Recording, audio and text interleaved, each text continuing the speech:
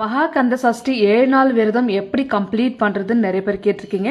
முதல்ல இது எப்போ வருதுன்னா அக்டோபர் 22ஆம் தேதி தொடங்கி அக்டோபர் 27ஆம் தேதி சூரசம்பரணம், திருக்கல்யாணம் வந்துட்டு 28ஆம் தேதி செவ்வாய்க்கிழமை வருது. நீங்கள் 7வது நாள் கம்ப்ளீட் பண்ணுறதா 28ஆம் தேதி தான் கம்ப்ளீட் பண்ணணும். செவ்வாய்க்கிழமை திருக்கல்யாணம். விரதம் எப்படி முடிக்கணும்னு கேட்டிருக்கீங்க. 7 நாள் விரதம் இருக்கிறவங்க அக்டோபர் 2 to அக்டோபர் 28 திருக்கல்யாணம் அன்னைக்கு விரதம் கம்ப்ளீட் ஆகும். உங்களுக்கு 7 நாளைக்கு விரதத்தில் கடினமான விரதம் எதுனா மிளகு விரதம். அது முடிஞ்ச அளவுக்கு உங்களால் முடிஞ்சால் ட்ரை பண்ணுங்கள். முடியாதவங்க ஒரு வேளை ஸ்கிப் பண்ணிட்டு இந்த 7 நாளும் விரதம் இருந்தால் நல்லது. ரொம்ப கஷ்டப்பட்டு தோழ்மைப்பட்டு ரொம்ப பிரச்சனையிலேயே வாழ்கிறவங்க மிளகு விரதம் கூட நம்மளுக்கு அது பெருசாக தெரியாது. முருகர் கூடவே இருக்குவார். நீங்கள் 7 நாளும் முருகருக்கு மிளகு விரதமும் இருக்கலாம்.